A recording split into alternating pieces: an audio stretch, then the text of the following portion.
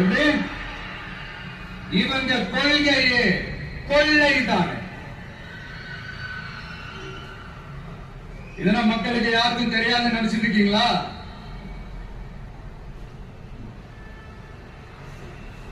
எங்க கட்சி ஒன்றும் சங்கரமணம் இல்லைன்னு சொன்னது யாரு?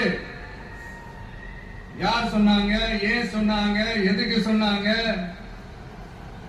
இப்ப உங்க கட்சியில என்ன நடந்துகிட்டு இருக்குது அதையும் கொஞ்சம் யோசிச்சு பாருங்க, இதையும் கொஞ்சம் யோசிச்சு பாருங்க.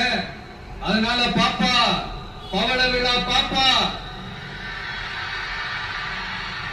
நீ பாசாங்க காட்டாத பாப்பா. நீ நல்லவர்கள் போல் நடிப்பதை பார்த்து நானே